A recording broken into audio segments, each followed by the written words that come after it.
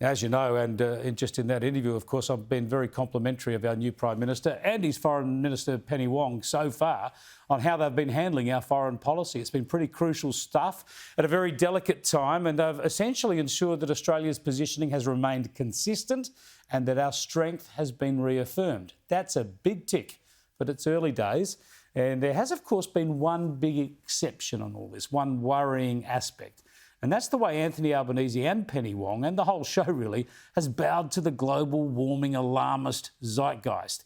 They've signed up in a letter to the United Nations to an even higher emissions reductions target for 2030, as our energy grid isn't in a big enough mess already. And they've preached climate activism on the global stage. My government will take ambitious action on climate change and increase our support to partners in the region as they work to address it, including with new finance. We will act in recognition that climate change is the main economic and security challenge for the island countries of the Pacific. Yeah, climate change, a bigger worry than China. Give me a break. And in a major speech today in Paris, Albanese is going to double down on this virtue signalling in a way that should worry all Australians. He'll tell the OECD in Paris that Australia is a major energy resources and food exporter, and we have a significant role to play in securing access to these goods, especially in our Indo-Pacific region. Fair enough, you might say. He goes on to say, our goal is for Australia to be a renewable energy superpower, and we're also ambitious for what we can achieve as a global community. OK, so Australia's going to supply the world and our region with energy. That'd be fine if that was coal and gas and uranium. But no, somehow he's going to try to argue that renewable energy, green hydro or whatever, might be the answer. And Australia is a renewable energy superpower, whatever that is. Has he forgotten how we were in an energy crisis just 2 weeks ago, told to shut off our first world appliances lest we fall into a third world blackout?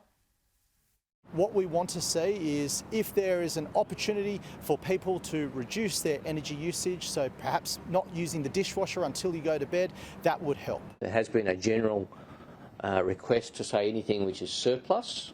Now, I expect most of the things that would have been turned off already because power bills have been high. So swimming pool filters and swimming pool heaters and outside lighting, which is not necessary at any particular time. That sort of thing. There's a general request for people to be aware that the market is tight, and if that could be turned off, that would be useful. What an indictment, hey? And the trouble is far from over. Power prices are going up by more than 15% or more than $300 a year, when before the election, Albanese promised this. We will see those energy prices drop by $275 by 2025. Such a stark difference there between promise and delivery, hey? Now, the energy market operator has talked about what we need to do to meet Labor's energy goals.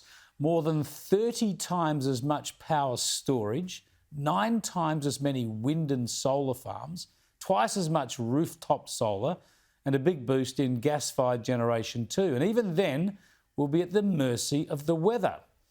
Fun times ahead, I don't think. Labor needs to make sure we have reliable, affordable energy here in Australia first and foremost, before they think they can supply clean energy, be a renewable energy superpower and save the world.